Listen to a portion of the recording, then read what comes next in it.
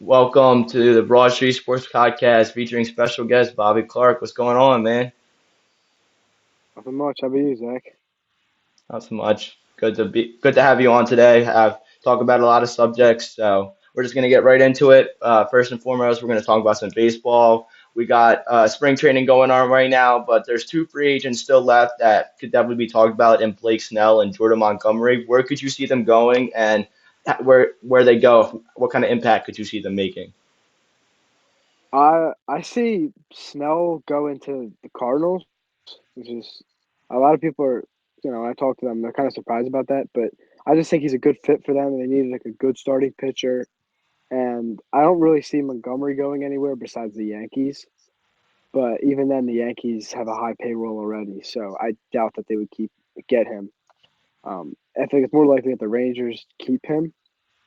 But the reason I think behind Snell not getting signed this quickly and this late into the season or the off season is because of his high walk rate. Um, like that's been a big issue for I'm assuming many of the general managers and whoever wants to sign him. They look at that walk rate and it's actually really high for a player plus a pitcher, and plus his pop up is like his pop up rate and fly ball rate is really high, especially the Yankees won't sign him because of that.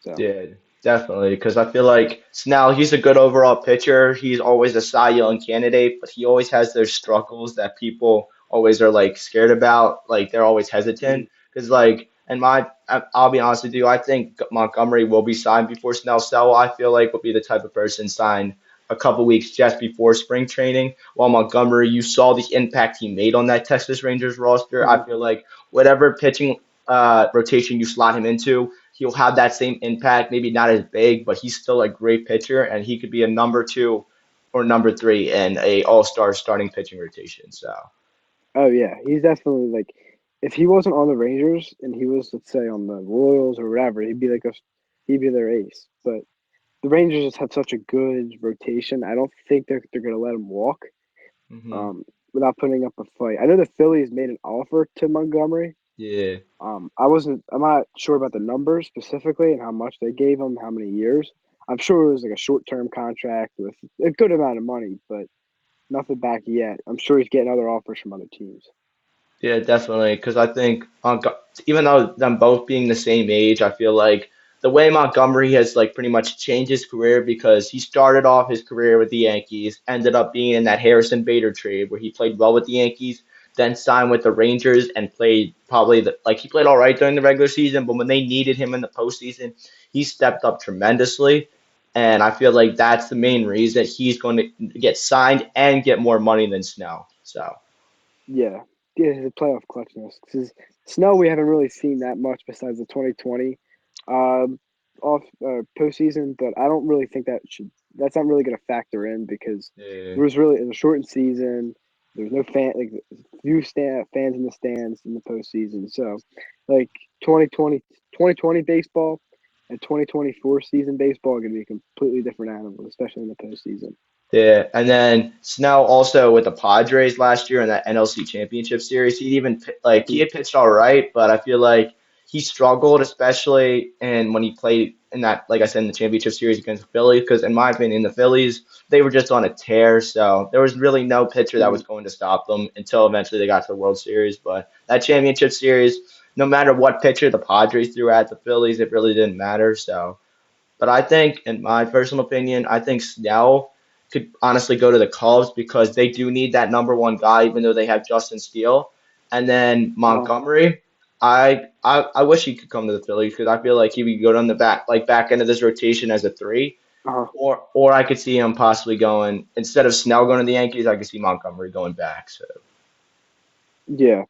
I think that I think the big three guys, like three teams, is the Rangers, Phillies, and Yankees. hmm I think not a lot of people have offered Snell. I don't think the Phillies are going to offer anything with Snell just because of the high fly ball and the short porch in right field for at Citizens Bank Park. Same thing with New York. It's a what is it 315 yeah, it's got to be one of the in right shortest field. like It's very outfields. short. Yeah, yeah. Yeah, it's very short. So I think the Yankees. That's very like that doesn't look good for them. So I honestly think that they're just gonna let Snell go, try to get Montgomery. But even if the Montgomery doesn't sign with the Yankees are still in a very good position with Garrett Cole. And then adding getting Carlos Rodon hopefully back on the getting back him on the trajectory that he was before he signed with the Yankees, and then Mhm. adding Marcus Stroman to the back of your rotation always helps. So, Good pickup. hmm Yeah, he's a and really then, good pickup. And Juan Soto will definitely help in hmm their lineup because their lineup definitely needs some like, young, fast, overall just great player. Because really, in the outfield, all they have is an aging Stanton who's getting towards the end of his career, yeah, Judge who's at the peak, but he's gotten hurt a couple times, and last year he got held back. He would have won MVP last year, but he got hurt with he broke his toe and yeah. everything went for him for that season.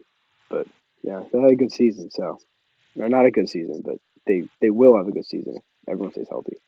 Yeah, definitely. And I feel like pretty much with them having Soto in there, adding Verdugo, pretty much improving Mhm. that offense so Judge doesn't have to be all of it is definitely going to help. So, Yeah, and then and I see them letting Stanton walk in a couple years or trading him at the deadline because the if Verdugo plays really good, and so does Soto, which we all think he will, um, I just don't see a need for Stanton in the lineup, especially if you can get somebody really good like a pitcher or like a better infielder off of him. definitely. And I feel like the Yankees, I feel like this window they have, they're not going to have it for much longer because, except for Judge, all these guys they're bringing in, they're not the youngest guys. They're guys who still have a little Mhm. juice left in the tank and could possibly get them to that World Series. It's just these past couple of years they've had to face the Astros, but now that their own division, the AL East, is getting even better with the Orioles, the Rays, the Blue Jays. Now it's an even more battle to not battle getting to the championship, getting to the World Series, but now in their own Mhm. division. So I don't know if it's the Yankees, they could definitely do it, but I don't know if it's the right time to because these teams around them are getting so much better. So Yeah, I'm gonna ask you this question: do you think the Phillies could topple the Braves to take the AL or NL East? I think what it comes down to is how the top, like pretty much how the middle of the pitching rotation plays and the middle of the lineup plays. Mhm. Because Schwarber, you know what you're going to get out of him. He's going to be hit or miss. He's going to have that 180 average, probably 40 plus home runs. Turner, I think he could have a strong comeback, like bounce back season after the way he ended last season. Mhm. Harper, you know what you're going to get out of him. Stott, and then from Castellanos down, that's my real question. So, Yeah, I'm very concerned about Castellanos, but I also like I think they might trade him at the deadline if he's not playing good enough because hmm in fact like he hasn't really done that much in the regular season. He has contributed, but with his glove he definitely contributed. But I'm also thinking like his average for what he's getting paid and what he was hyped up to be hasn't really been as impressive. yeah, for sure. And I think like the Phillies, they're like in the same situation as the Yankees. Even though they have Harper and Turner for so many years, his team they're gonna start to get older, and the team around them they're not signed for the biggest contracts. So the more and more they start losing these guys that have helped them year after year, the less and less chance. In my opinion, the Phillies have a 3 to 4 year window to win the World Series. So. Yeah, because Wheeler's getting towards he's aging. Noel's getting older. I think they'll have Noel for a while. hmm Um, they'll have Harper for a while. They'll have Turner for a while. My questions are about Bohm and what are they going to do when Stott hits free agency? I don't know when his contract ends, but I'm assuming that they're not going to let go of Stott because he's like their golden boy for the Yeah, farming system. I think he's like when Harper leaves, I feel like he'll be the franchise guy if he's still here, of course. Which I think Yeah, Stott. I think as soon as he like Stott's like the type of guy he can hit for a little bit of power, but he's like that infield type of guy. He's gonna get you a high average. He kind of reminds me of like a lower version of Luis Ariz because he could be a batting champion eventually, like yeah, possibly when he gets into his prime. But if he develops that power, just like there's so many young guys on this team, once they develop power, it's just going to make this lineup even more scarier than it already is. So, Oh yeah, if Bohm keeps like adding on power, Bohm is definitely an MVP type of player because hmm Bohm has the average. He plays good defensively, and he's just a good positive influence on the club. Um, but I think if he gets that power up, he's gonna look so much like he'll be twice as good. Because if he hits 25 plus homers, then that's like what they want out of him. If he hits for average, he'll be hitting over 300 in the season. If he hits over 25 homers, that's an MVP type of season. yeah, I feel like Bohm's the type of guy that they want to put in the 4 or 5 slot, like pretty much a guy that Yeah, said like the bases are loaded, he can go up there and hit a grand slam. Like he'll build up yeah, enough power to be able to have that confidence in himself, and then also get a hit and not be towards the middle of the lineup. So like when you need somebody to get a hit, you do that because like you'll have Schwarber, you'll have Turner, Harper, and then Bohm. That's like Bohm could play well at that role. I feel like if he develops the power that he needs. yeah. I honestly like. I know this is a hot take. And a lot of people disagree with me, but I don't think Rojas should be on the major league roster right now, just because of his bat. I mean, if he keeps proving me wrong, because I want to see like has he? Yeah, I mean, he went 2 for 4 in the 14-13 win against the Blue Jays, and I mean, he's a good hitter and he's hitting the ball. But as long as it translates into the regular season, if he's doing well in the regular season offensively, I think they should keep him. But based off of last year, I'm kind of just like I don't know if I'm that hopeful for him. But I love his glove. He's a great defensive player. He's great. He's a speed threat on the bases. Um, but the offensively, like it showed in the NLCS, it killed them. That bases loaded strikeout, I think that sucked so much momentum out of the offense and the ballpark. Yeah, definitely. Because I feel like it's not something you see every day when a guy starts in like Double A and ends up playing for you in a championship series, and you could see the Yeah, pressure eventually got to him because he has that defensive game. He could be possibly one of the best defensive center fielders in the coming years, but that bat is the problem. And O's, I think it was like a 0.61 average, 0.91 average, one of the two that he had in the yeah, postseason. Even though he's your nine hitter, you can't get that from him because at that point, no, pitchers are going to start throwing these pitches that they know they're going to get to him, and then it's going to hurt the top of the lineup. Because say your nine hitter comes yeah, up in the top of the third, strikes out, then you already got one out for your one hitter to have to try to go up and see what they can do. So yeah. Because if your number nine hitter is not flipping the lineup over, like your number nine hitter isn't always the worst hitter because some nine hole hitters that are really good. Like Marsh is a great hitter, but they have him towards the bottom of the lineup, so when he gets on base, he can flip the lineup over, and then it's Schwarber who can hit a home run. And then if he gets out, whatever, it's one out, runner on second, Turner's up or Stott's up, and then you mhm. just keep hitting because they're clutch players. Stott, Turner, Harper, like those are the most clutch players. Like they're top clutch players in the league. Yeah, and I think a perfect example of that is Michael Harris of the Braves. He's their nine hitter for Mhm. them, and he's probably one of their best hitters because he's able to go up there, either hit a home run or get on base, and then set up for Acuna to do something great. So, Oh yeah, that's what mhm. I think. Well, that's why the Braves have great success. They have a great coaching staff, great manager, and if they keep this up, I mean, who's stopping them? Like it's the Phillies are fighting an uphill battle this season, Yeah, just because the Braves are always just going to be good for like 6, 7 years, just because they have such a young, strong team, and they're all signed to long-term contracts. Like for Acuna's, if Acuna's worth, if he was a free agent right now, it'd be 300 plus million.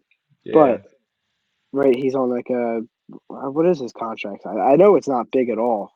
It's very small. It's like 8 years, and I don't know the price, like actual price, but I know it's definitely not close to Harper or any guys. yeah. I feel like because they locked all these guys up at the same time, just so if they Yeah, need extensions, they can at least do that like when that time comes. But at least at that time, these other players are locked down, and they think about giving that extension because they already have the other players locked down. The Braves management, it's good. It just seems like whenever they get to the playoffs anymore, it just seems like something happens like that completely changes it. And I think honestly, this year it was the whole Arcia situation. The way he acted after the Braves won Game 2 oh yeah, completely changed the landscape of that series. Oh yeah, 100%. I think it's not really it's not the manager's fault as much. It's more on the players. The players like when they did good. Like that was a good series that they come back to Philly with a 1-1 series. Like it's a good fight. But once they got into that ballpark, I think they just got rattled. Like and Strider, I mean, he looked rattled when he's pitched, and Hmm. the Braves hitters they all looked rattled. Like there were so many situations where they could have ran away with the game. Like that bases loaded, the fly out in the center field. Like I think if Acuna wasn't as nervous, he would have hit that out of the ballpark. But Yeah. then I think the nervousness got to him, and the nervousness got to the rest of the team, and that's where the Phillies just came up because they had that ballpark advantage, the home field advantage, and they went into um, Truist and they took one. That's all they had to do is take one because then you come back to Philly for 3 games. Yeah, because last year that was their story of their like run from last year. They had that take one Yeah, game, they had that take game one mentality that helped them all the way get to the World Series, which they took that first game. So, and I hmm think, and going back to Arcia, like after that Harper stare, he didn't stop. He acted like a child, and I felt like it put a cancer in that Braves locker room, and almost felt like they had to babysit him pretty much, like because oh yeah. he was acting out pretty much and not like Oh, being a with the professional. videos with He's the a fans, like the videos about hmm the fans, like yeah, I think they were in his head. Like he was rattled too. Like he was the most rattled on the team because I feel like he felt pressure on him. Like, dang, I caused this. Like this 9-1 lead from that the Phillies have on us is because of me. And yeah, then I think he was just sitting there, and I guess the fans. I mean, that's what they were doing the whole postseason, getting in people's heads. yeah, definitely. And so like moving on from the Phillies, let's talk about a couple guys who definitely made some big impacts. I don't know if you saw today, Shohei Ohtani. He got his first game as a Dodger in spring training. He had an Yeah. absolute shot in the fifth inning. How do you think signing him will make an impact? Because I think signing him, even though it will help during the regular season, I think the real question is what will happen during the postseason. Yeah, because they could win 160 games, and if they choke in the postseason, no one cares. I don't. I'm not a big believer in the regular season. Oh yeah, the Braves are like one of the best teams in history. I don't think so. Like that team, they won a lot of regular season games, and they had high average. Power was amazing, but I think if you look at it, like they did nothing in the postseason. Those 4 games that they played, they were pretty like they weren't that good. Or those 5 games that they played wasn't amazing. Like what was the one score? 2-2 Yeah, or I think three to so. three or whatever, Yeah, or 2-3 or whatever. It was not a close game at all. It was a close game, but not a high scoring game, especially from that offense that was so hyped up going into the regular season, or going into the postseason. It's just that's where my deciding factor is on whether it's a good team. So let's see about the Dodgers. Like if they do end up hitting really well in the postseason, then they might be one of the best teams of all time. But yeah. from what we've seen from the Dodgers recently, and their success in the postseason, besides 2020, it's not looking good for them either. But it was just Otani was a great signing, but one man's not going to uh, win the World Series. So Yeah. they need all around. Like Freeman needs to hit, Mookie Betts needs to hit. A lot of their top guys up there need to hit, and if they can click on all cylinders as a team, offensively and defensively, they can definitely win the World Series and run away with it. Yeah, because I always feel like every season the Braves and Dodgers make so much moves, and everybody's predicting them to face off in the NLCS and have a huge clash.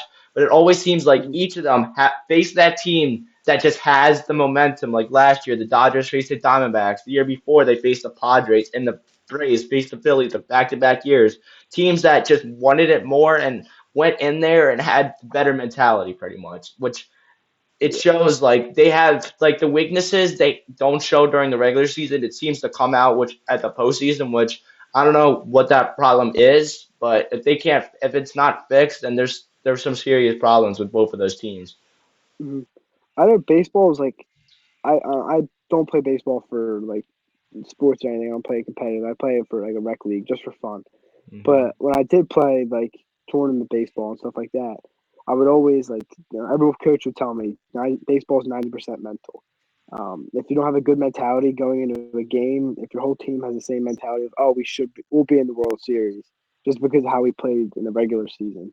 But then there's some teams out there like I've won this past season for baseball. We went undefeated. We got knocked out of the first round because that Mhm. team wanted it more, and we kind of just assumed that we were going to walk into the championship again, and that's not really the case because there's some teams that want it more, and I think that the Phillies and the Diamondbacks and the Padres they all had that underdog mentality. It's like, well, we have nothing to lose. We made it here.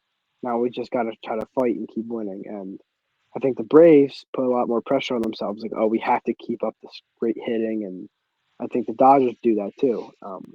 But we'll see. Like if they find something to fix mentally going into the postseason this year, then who knows what they can do. But Yeah, that's just what I think.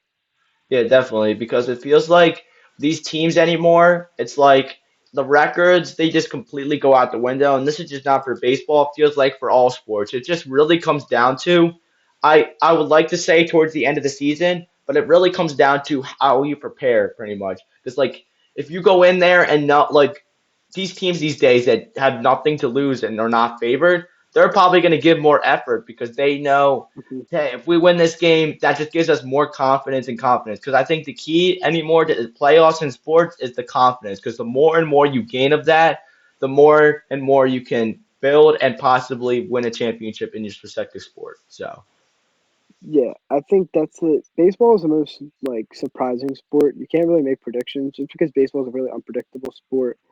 Unlike basketball and football, where there's an like obvious favorite. Like I think the Chiefs were favored to win the Super Bowl. I don't care that the Ravens were the number one seed. I always thought that like the Chiefs were going to win it just because of how they are, like how Mahomes is in the postseason, how Kelsey plays in the postseason. hmm Um, and the Ravens kind of lack that experience of just deep postseason runs. But I also like agree with. Well, I'm going back to baseball. You can't really predict on what like who's going to win a game or whatever, just because there's so many factors that lay in. Baseball is such an unpredictable sport, and somebody who gets on base 3 out of 10 times or hits the ball 3 out of 10 times is an all star. It's just such a crazy sport to predict, and you have to go into matchups and how clutch players are. And there's some players that just aren't postseason players. I think Harper is a postseason player. And 10 years down the road, when I think of, or 20 years down the road, when I think of Harper, he was my favorite player right now. I just love how he plays. But when I'm looking back at it, I'm going to think of all his postseason memories, not the regular season, just because his clutchness in every single postseason game has been crazy. Like that, every single home run, it's always at the perfect time. Because I think it's like these guys like I said this today like I feel like experience beats everything because like once you have those moments you experience I feel like it only builds more confidence for the next postseason because you're like I'm doing this on a consistent basis and in the postseason I'm just gonna keep doing it because I know I can do it so Yeah, I think the Phillies will make a deep run this year. I honestly do believe that because they'll have younger players. Merrifield's a good player. Like that was a great signing by them. He's got experience, not just in the regular season, but in the postseason. And Harper's 2 years experience in the postseason, like deep postseason runs. And I just don't see them like just having a one round exit or first round exit. I think they're going to go to the. I think if they have a good they have a good matchup and a good mentality, they will go to the World Series and they will win it. yeah definitely anything else you want to talk about for baseball or I covered everything. Yeah. All right. So we're gonna move on to football here. We're gonna talk mostly about the draft since it is we're almost at the beginning of March, so the draft is right around the corner at the end of April. So uh, this draft, I definitely feel that it's definitely quarterback loaded. What are your thoughts on the quarterbacks in these draft in the draft as a whole? Um, I'm not really like too sure about. I know all those top guys from all the other like talking about the UNC and like Jaden Daniels and Drake Mayfield. Like those guys will definitely be first rounders, but the guy I really want to talk about right now is JJ McCarthy. I honestly think that he will be a first round pick. I know it's crazy Yeah, to think, but he has that championship experience. yeah, and I tell people this, and I don't think if I'll be honest with you, if the Chargers don't have Justin Herbert right now, I would Mhm. not have been surprised if J.J. McCarthy went to the Chargers. But I have been saying this to people too. I think McCarthy could be a late he could be a late or middle first round pick because I feel like he's the type of guy. If you get him in the right system, I see him as Mhm. I see him as possibly being a better version of Brock Purdy if he could reach that ceiling to I Yeah, feel like if you get him in the right system, it's the system that he knows he can run. As long as he plays the football he needs to play, I think a team will give him that chance. yeah. I'm looking at this mock draft on CBS Sports. They have Caleb Williams from USC going first.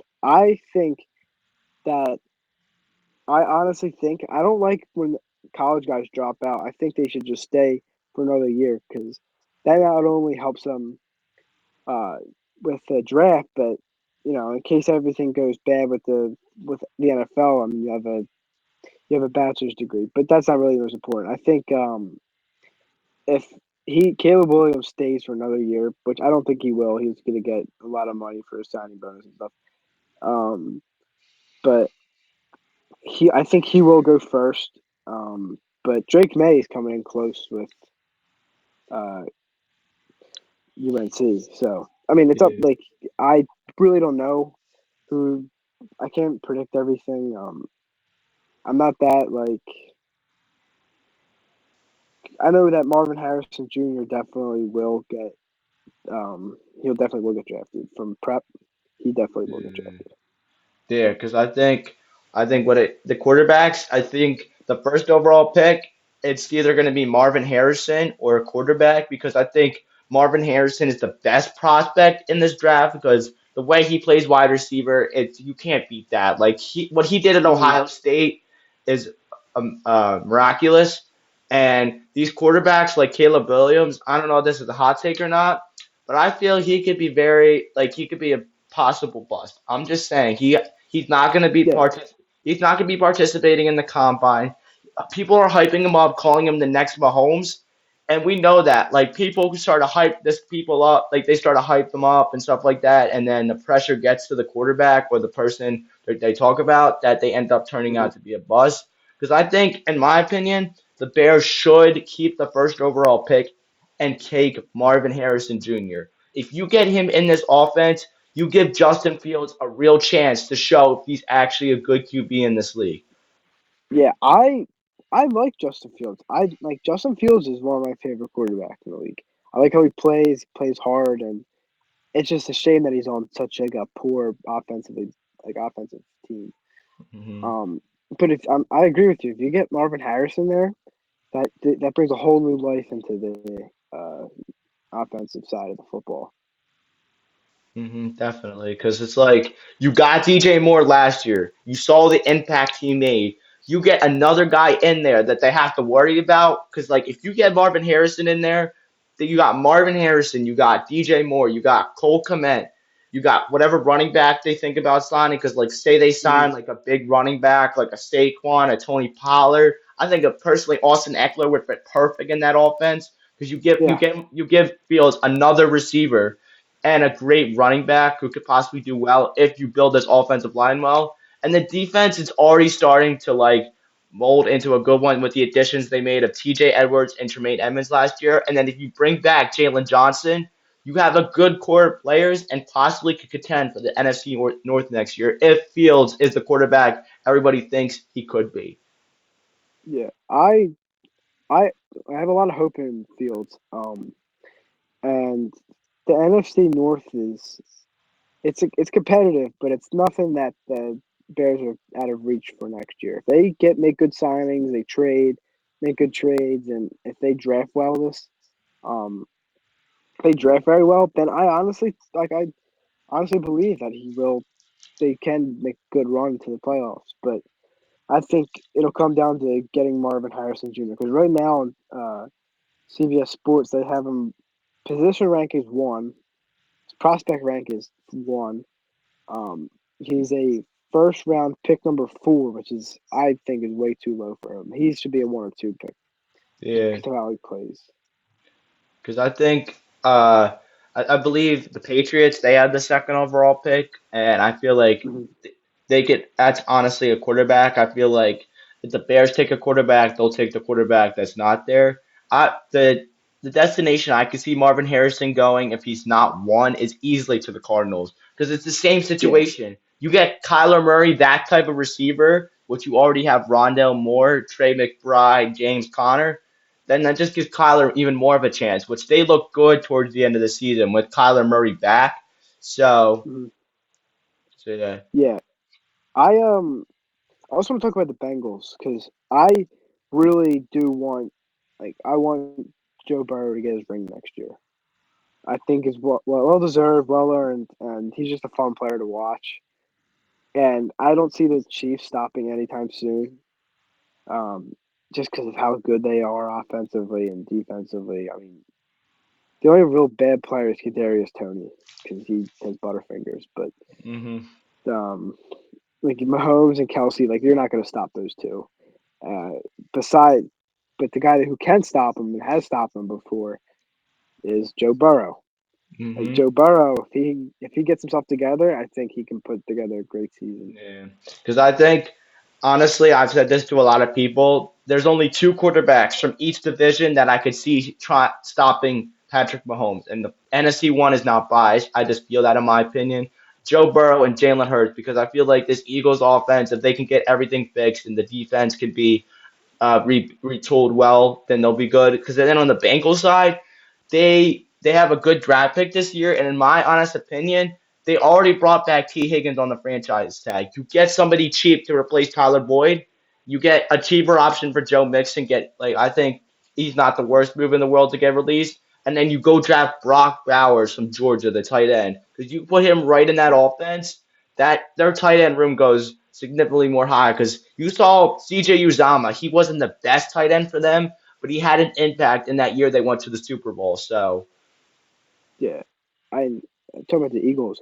I think that honestly, if they fix the holes that they've had and the leadership issues, I think if Jalen Hurts opens up more and starts talking and hyping his guys up more, like what I saw at the Pro Bowl, that was like a good leader, Jalen Hurts, having fun, laughing, and I feel like that's what the Eagles need. They need somebody who's not just serious all the time, and who can laugh and joke around because that's what they need. They have a leadership issue, and when they lost the game, I think that without a leader, they were just struggling and they didn't know what to do.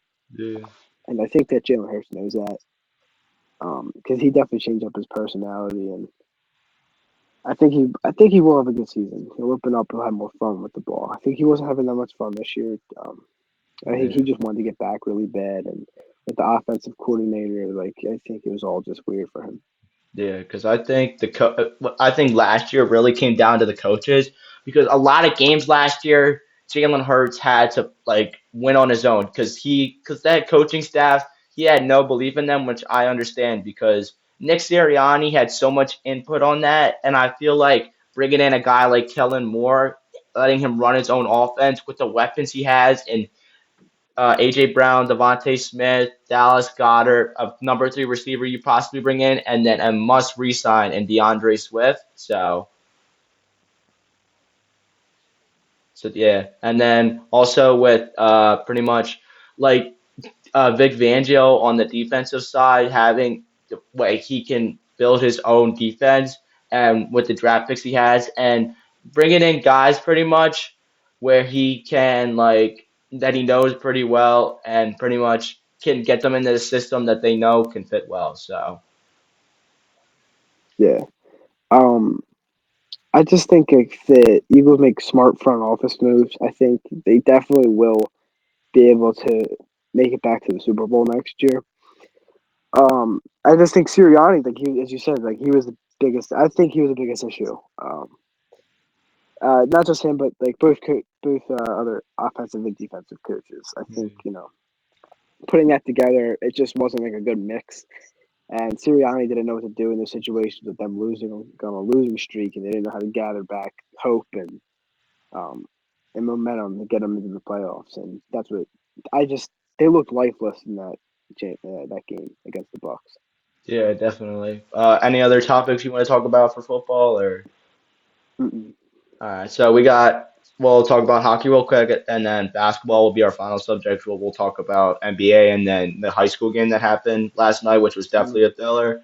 But talking about hockey real quick, we got pretty much a month and change of the regular season left, and then we got the postseason, which the Flyers they've been struggling, like having win some, lose some. How do you think they end this stretch? And do you think they can make that? You think they can finish top three in that playoff position? Um, I think they will. They have a good coaching staff. I'm looking at them right now. They're playing the Lightning, tied 1-1 in the second period. I think that if they haven't given up on themselves yet. Like they have a fight in them, and they've gone through a couple rough patches this season. But I mean, they've had a great record. 30-22 is not a 30-22-7 is not a bad record at all. And I honestly think if they just keep, okay, that you lose a game, you got to win two. And then if you lose two, you got to win two. I think if they have that mentality that they've kind of been having, like yeah, they've dropped down in the standings, but they were two for a little bit, but they've been like two or three the whole season, and I don't see them stopping anytime soon. So I do see them making the playoffs. Yeah, because I think even though they might make that second or third seed or get eliminated early in the playoffs, just to get that playoff experience for these young guys who thought, oh, we're just joining this rebuild. Hopefully, we can make the playoffs in a year or two. But to get in the playoffs this early in a rebuild is just going to do wonders more, especially when we bring those guys over like Mitch Koff and Oliver Bonk. When those guys come over, they'll already be in this winning culture, and it will just help their Uh, careers boost even more. yeah, because this is right now they're in the rebuild, but if they make the postseason, this speeds up their rebuild by five times, and then Hmm. after this season, they'll go out and get some big names.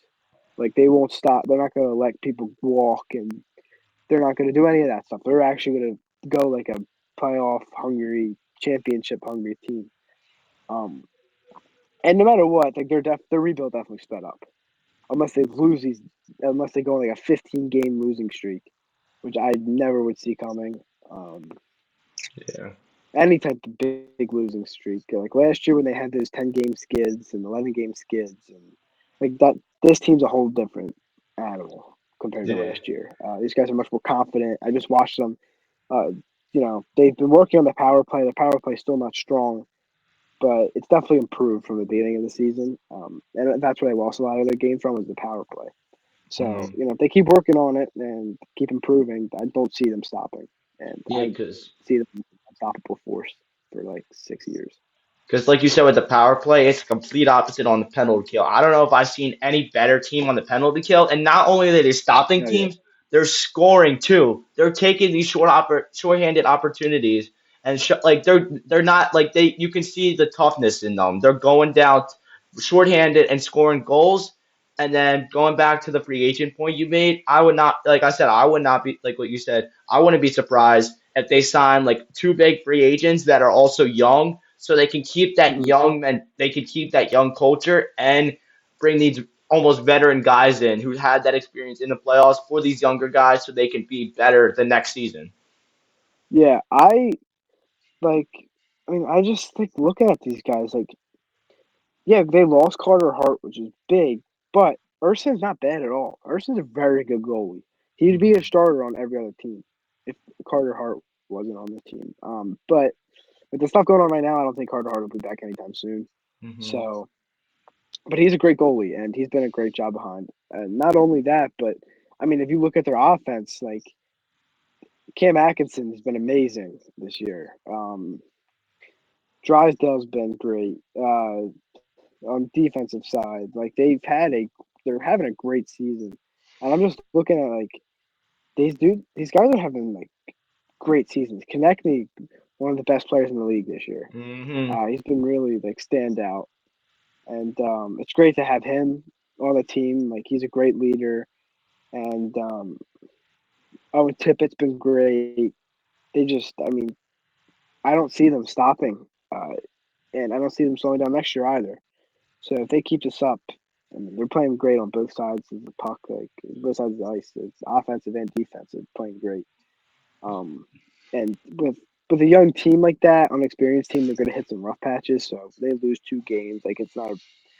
I'm not really that like I'm not scared because I know that they're really confident. So if they lose 2, they're gonna be like, all right, we're going to win these next 3 games, and Yeah. that's why they've had such a great success.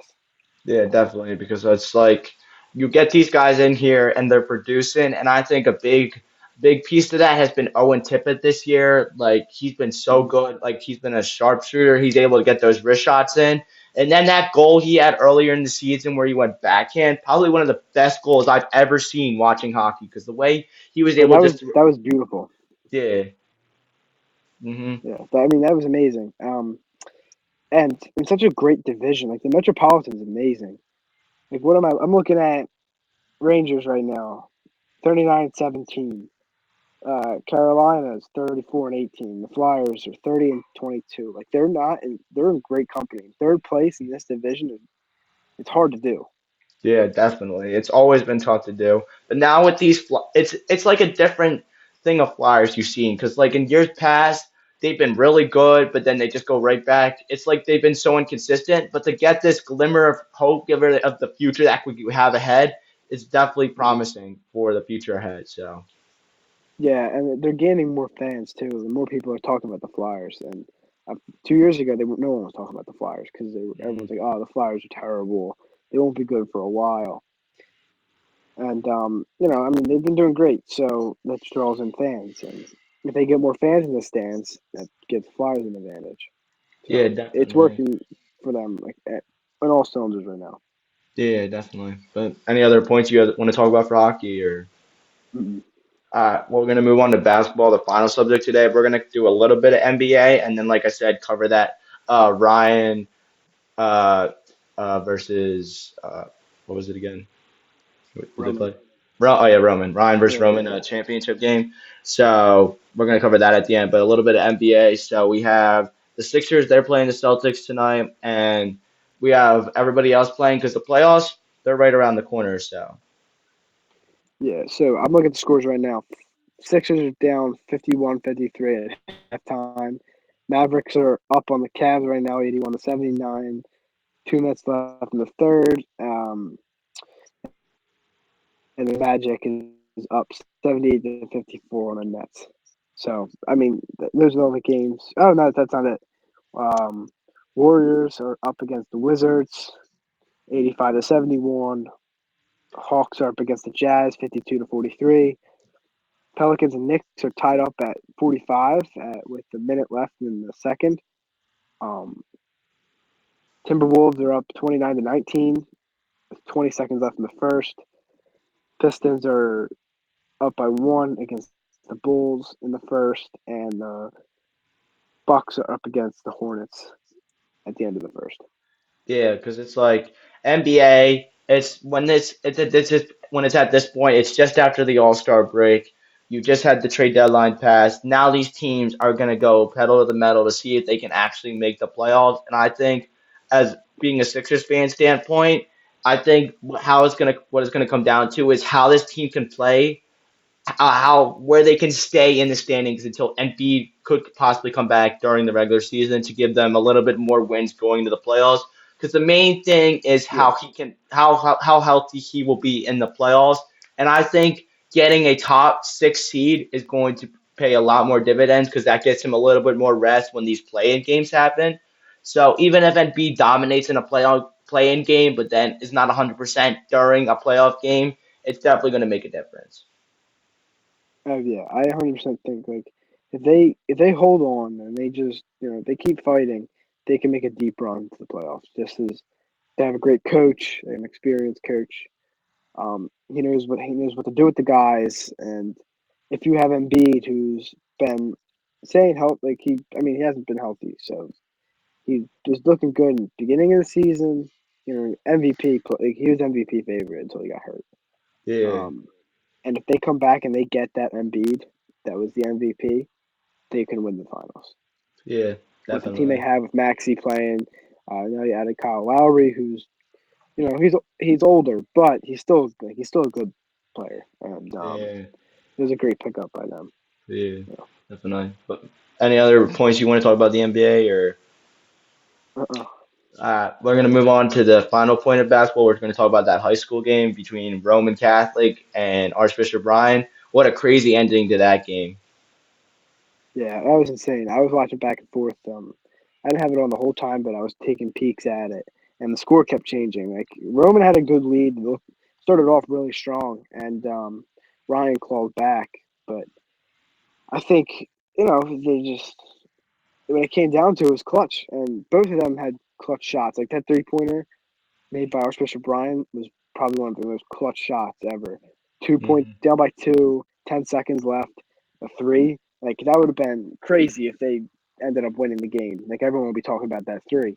Yeah, But then the Roma's guard comes up and shoots a nice jumper, and yeah. it was crazy. It was a crazy game, crazy atmosphere. Yeah, definitely. And how low scoring it was and going to overtime makes it even more interesting because it's not like a back and forth battle. It's defense. It's like Yeah, when that team gets that bucket, like the crowd goes insane. And especially in that final minute, that's what the type of basketball you see during in the NBA. And to play at this level and to play in the Palestra, it just makes the atmosphere even more crazier. And especially with that three, and then how he was the Roman point guard was able to drive up the floor and hit that shot for the buzzer beater just makes it even more crazier. yeah, it was really impressive. Both teams were really like really really good teams.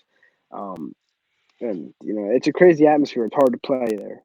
Um, the courts are bigger, the rims are different, the backboard's different, and a lot of guys that I've talked to that are basketball players that have played there, they know it's different, size and rim and the backboard, it's all different. Plus the experience and the atmosphere of just being there with all the fans yelling and whatever opposing fans yelling at you and your own fans cheering for you. It was just a crazy atmosphere when I went to that Judge game. Being on Yeah, both sides, like Roman had a great student section too, and it was a battle between the two student sections, and that's what really brings the atmosphere, makes the Palestra like really special. yeah, definitely. And pretty much like to have a championship end like that, that's where you get the views from. That's where you get the just like straight amazement because like that's what you think of a thriller. When you win a championship, you don't want a blowout. You want that last second buzzer beater to win it all because at the same time, it's heartbreak for the team that loses, but it's ultimate excitement for the team, or for the fans in general. So, Yeah, I was just a third party watcher. I was leaning a little more towards Roman, but just standing and watch, like sitting there I was sitting on my couch watching the game and on my phone, and it was crazy. Just a mhm. short, low scoring game, but long, long, long game, which is, that's my type of basketball. I like a low scoring, a high defense game. Those are my Yeah, favorite ones to watch. I'd rather not see a blowout, as you said, like that people don't want to watch that, especially third party. I mean, I'm sure Roman wanted a blowout, and so did Ryan. They wanted a blowout win, but third party guys don't really want to watch that. yeah, And I mean, it shows. They made it on ESPN, so that game was on yeah. ESPN's top 10 plays. Yeah, but overall, just for these players in general to play at this level, especially at the high school level, it's just going to improve their game even more going to college. Like the Ryan Center, Schwarber, Yeah, he's going to Georgetown. This even though he lost this game, he's still going there, so he still has to look forward to that. And these other guys on Roman, all these guys, players in general, this to play on this national stage, pretty much, it's gonna boost their popularity and their games even more. So. yeah, 100%. And it's just crazy how good high school sports have been. Like Mhm. talking about like track, the Pennsylvania has been amazing, and there have been so many like crazy times put up for different relay races and stuff, and people have missed it.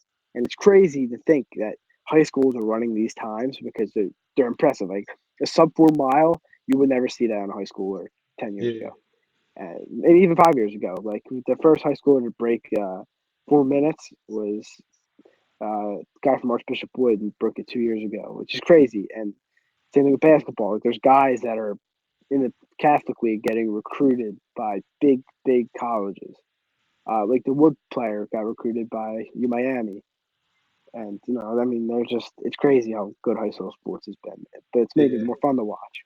Yeah, because it's like it's paving the generation for all these younger kids who are close to high school Mhm. or looking at these high schools that these kids are playing at.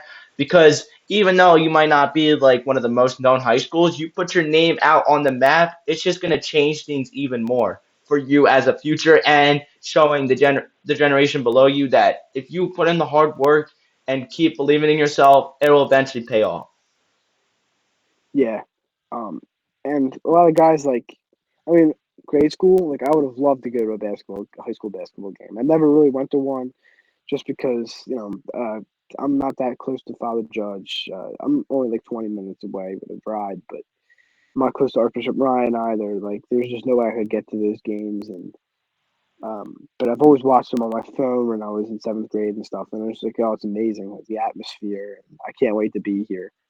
And when I played baseball, when I thought that I was a baseball player for Judge, I was like, this is gonna be a real cool experience to be able to play in front of these people. But um, got other plans for me, and it worked out with track. But other people, like as you said, a lot of kids, it paves the way for kids to look up and be like, I can't wait to get on this stage, and this will set me up for life. For Mhm. going to college, getting a good scholarship, and going from there.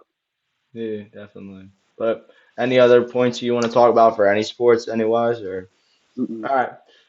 So that's pretty much just going to cover today's episode. Thanks for coming on, Bob. Appreciate it. Yeah, Got a thank you lot for of good, having me. yeah, no problem. And put a lot of good points in there. So definitely. But that's going to wrap up today's episode. Thank you guys so much for watching. Other than that, have a great day and see you later.